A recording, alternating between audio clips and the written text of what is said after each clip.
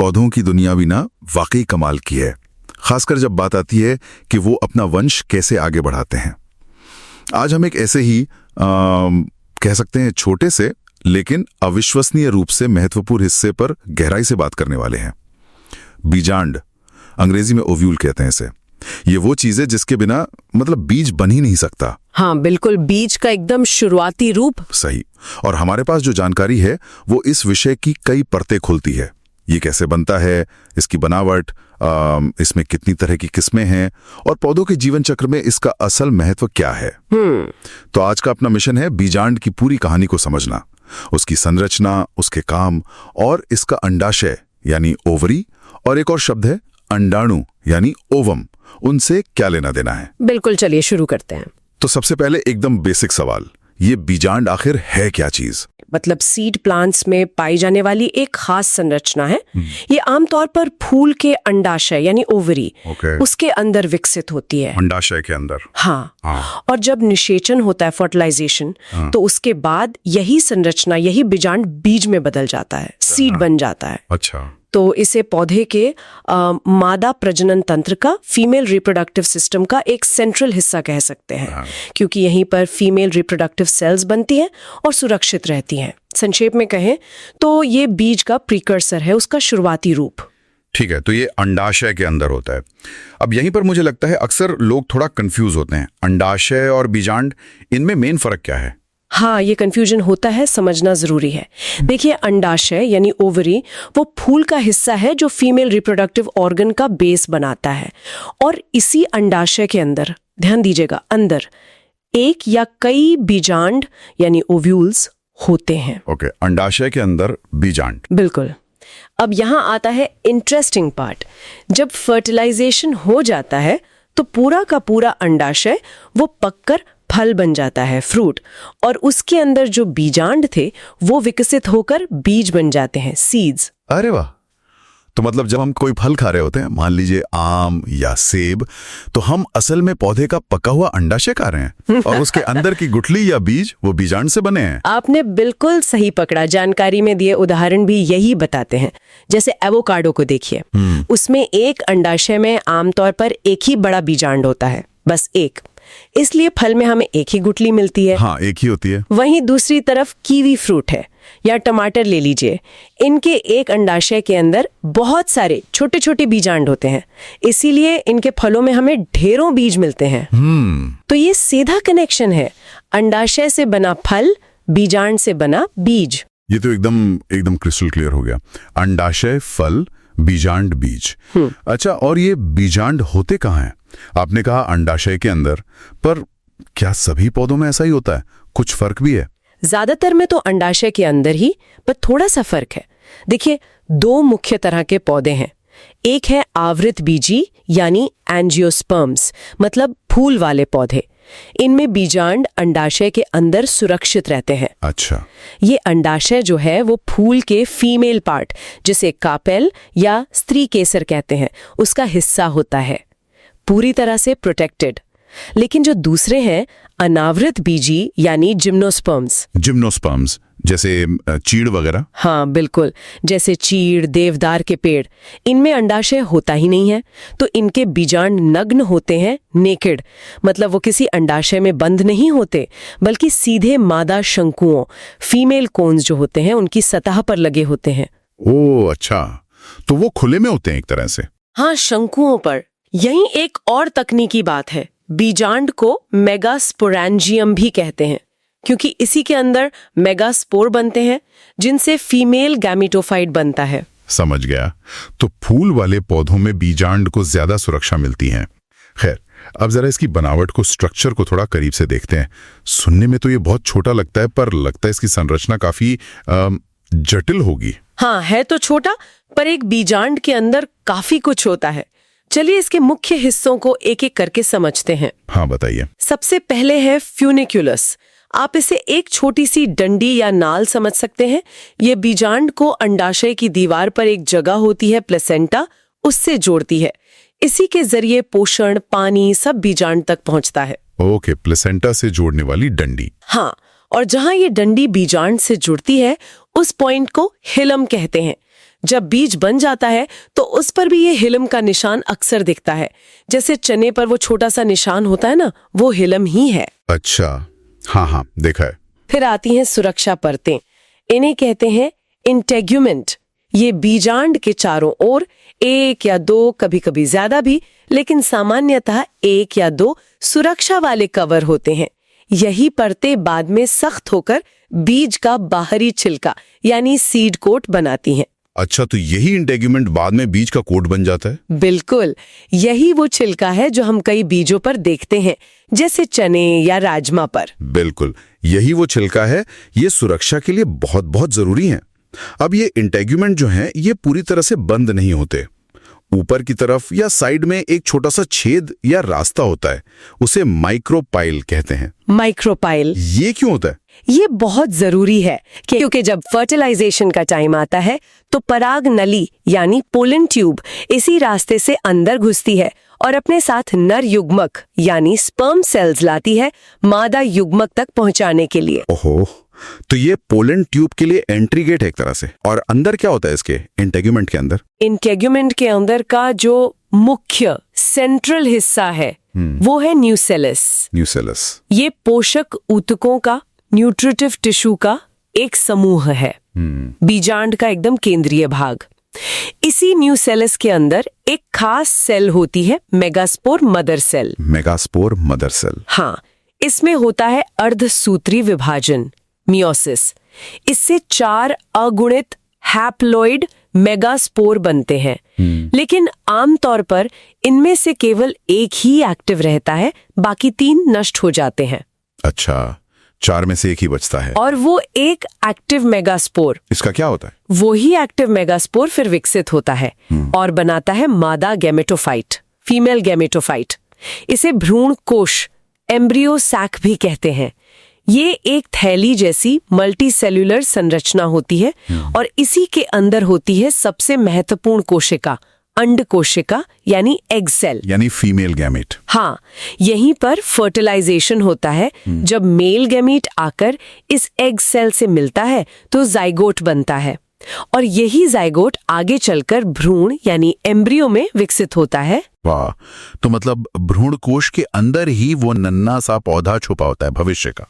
कमाल है। और कोई हिस्सा बचा? हाँ, एक और जरूरी एरिया है चलाजा। ये बीजांड का बेस वाला हिस्सा होता है, माइक्रोपाइल के ठीक उल्टी तरफ, ऑपोजिट एंड पर।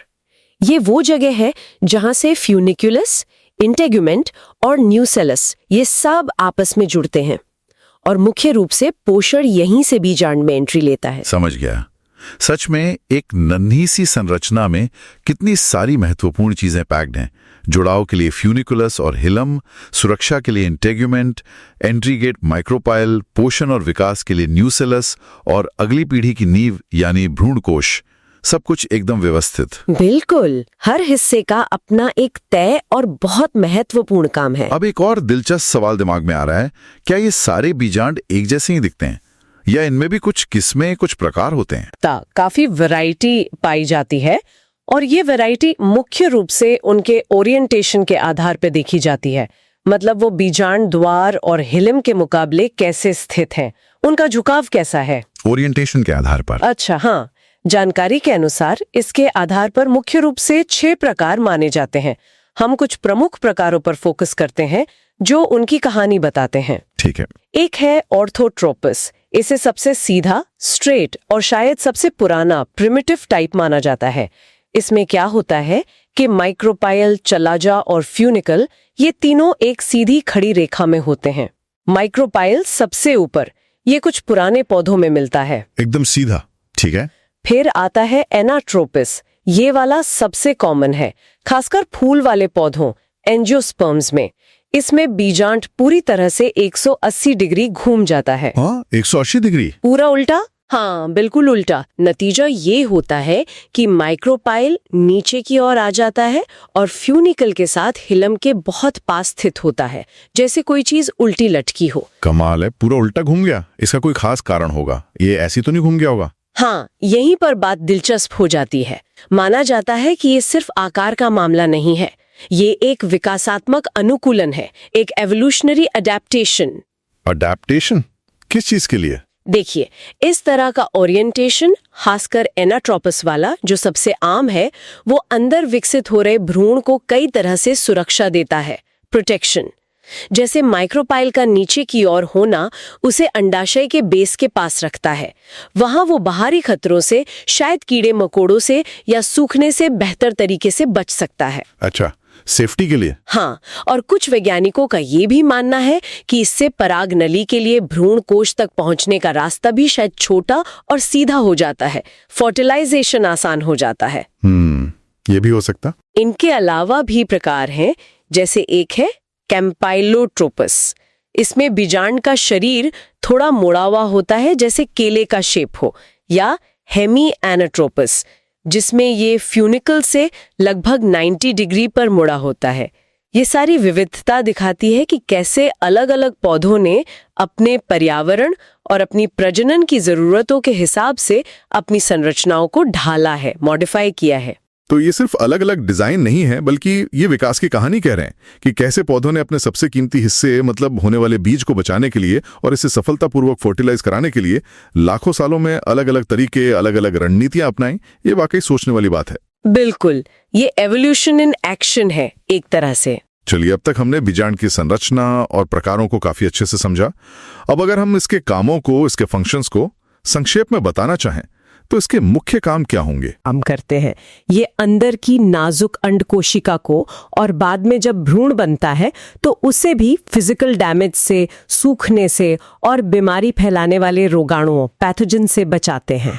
ये सेफ्टी लेयर बहुत जरूरी है। हम सुरक्षा कवच, ठीक है। दूसरा महत्वपूर्ण काम है पोषण, नरिशमेंट। बीजांड के अंदर जो न्यूक्लियस टिश्यू है वो एक तरह का पोषण भंडार है। ये विकसित हो रहे फीमेल गैमीटोफाइट को और फर्टिलाइजेशन के बाद भ्रूण को जरूरी खाना और एनर्जी देता है। खाने का इंतजाम भी अंदर ही। हाँ जी। तीसरा, अंड कोशिका का उत्पादन, एग सेल प्रोडक्शन। बीजांड ही वो जगह है जहां फीमेल गैमेटोफाइट यानी भ्रूण कोश विकसित होता है, और इसी भ्रूण कोश के अंदर पौधा की फीमेल गैमीट यानी अंड कोशिका या एग सेल बनती है, जो फर्टिलाइजेशन के लिए तैयार होती है। तो ये अगली पीढ़ी की नींव रखने की जगह है। सही। और अंत में सबसे महत्वपूर्ण नतीजा वो है बीज का विकास, सीड डेवलपमेंट।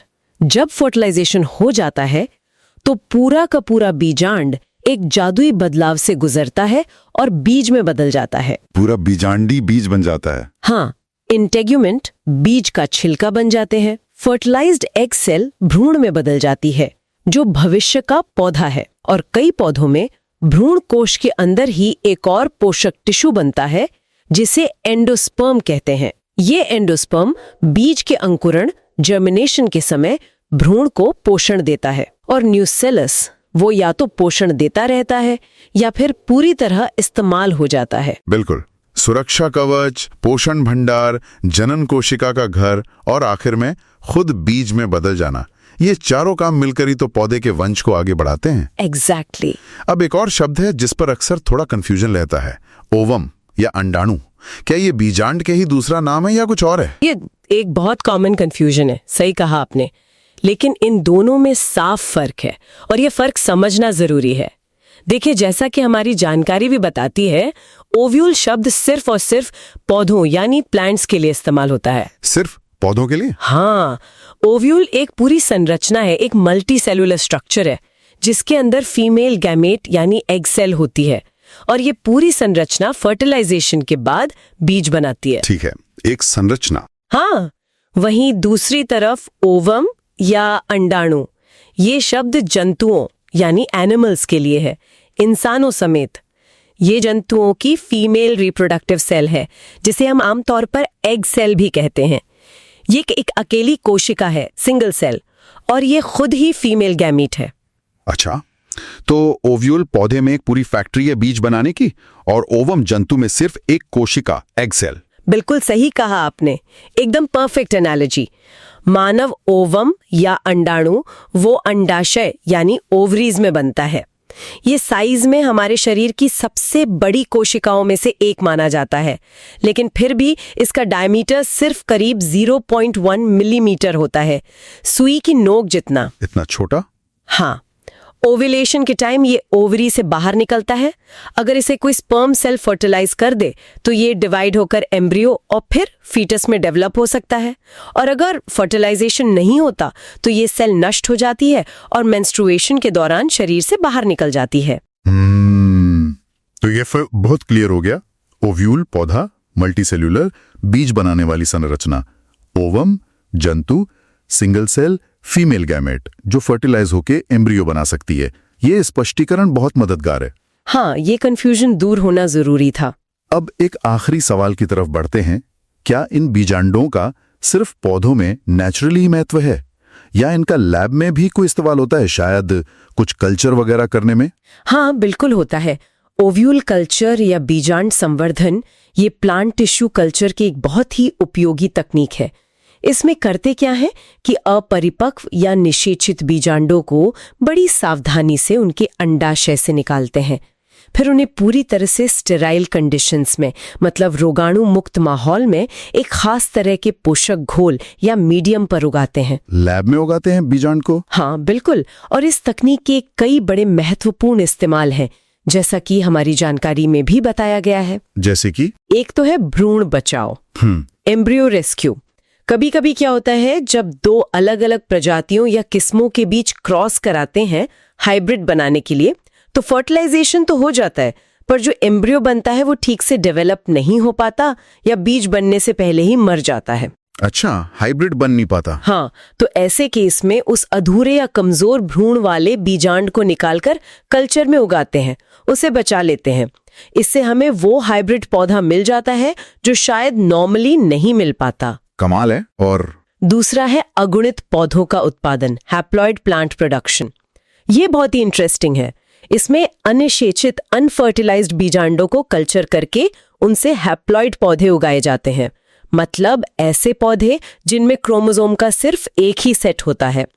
नॉर्मल पौधों में 2 सेट होते हैं, डिप्लॉइड। हैप्लॉइड पौधे, इनका क्या फायदा? ये फसल सुधार कार्यक्रमों के लिए, क्रॉप ब्रीडिंग के लिए सोने की खान जैसे हैं, क्योंकि इनसे बहुत जल्दी एकदम प्योर लाइन, होमोजाइगस लाइन तैयार की जा सकती हैं।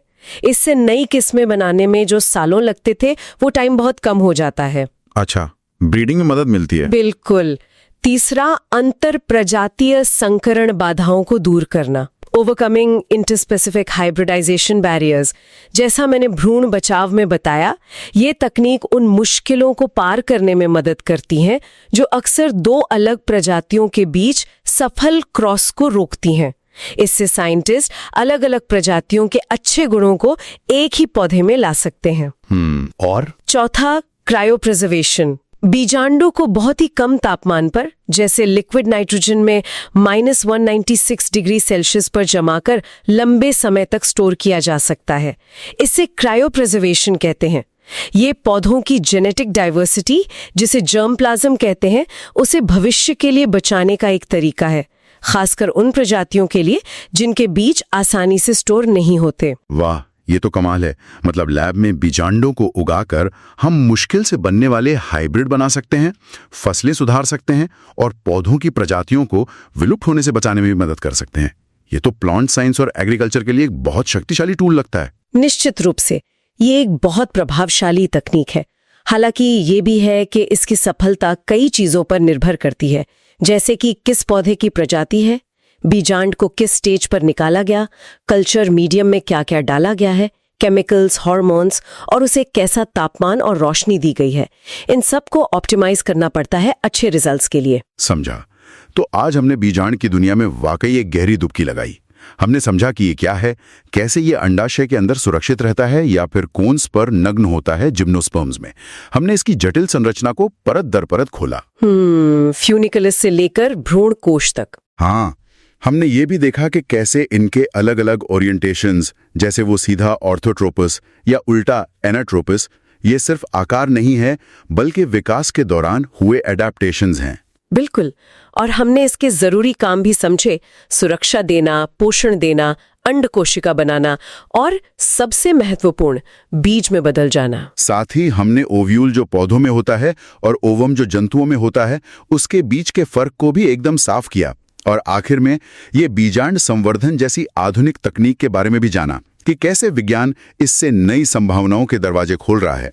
हाँ, संक्षेप में कहें तो बीजांड प्रकृति की एक अद्भुत रचना है, एक छोटा सा पावर हाउस जो फर्टिलाइजेशन के बाद बीज में बदल जाता है और इस तरह पौधों की निरंतरता उनकी अगली पीढ़ी को संभव बनाता है। यह जीवन के चक्र का एक बहुत ही जरूरी हिस्सा है। वाकई इस छोटी सी संरचना में कितना कुछ छिपा है। थोड़ा रुककर इस पूरी चर्चा से ना एक विचार मेरे मन में घूम रहा है। हमने देखा कि बीजांडों में कितनी वैरायटी है, खासकर उनके ओरिएंटेशन को लेकर, अलग अलग तरह से मुड़े हुए, उल्टे सीधे। हाँ, क्या ऐसा हो सकता है कि ये विविधता, ये वैरायटी सीधे तौर पर उन अलग अलग पर्यावरणीय दबावों से जुड़ी हो जिनका सामना पौधों ने दुनिया भर में फैलते हुए किया होगा? मतलब कैसा दबाव? जैसे मान लीजिए कहीं परागण करने वाले कीट अलग तरह के हों, कहीं हवा से परागण ज्यादा होता हो, कहीं बीजों को फैलाने वाले जानवर अलग हों। क्या इन सब बाहरी फैक्टर्स ने बीजांड के डिजाइन को, उसके ओरिएंटेशन को प्रभावित किया होगा?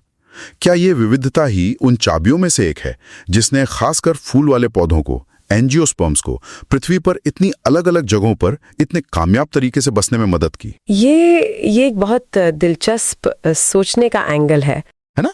ये सोचना ही रोमांचक है कि कैसे एक इतनी छोटी सी संरचना की बनावट और उसकी स्थिति पूरी प्रजाति के अस्तित्व और उसकी सफलता के लिए इतनी निर्णायक, इतनी क्रिटिकल हो सकती है। इस पर यकीनन और जानने की इच्छा होती है। हाँ, ये वाकई आगे शोध का विषय हो सकता है। बहुत अच्छा पॉइंट उठाया आपने।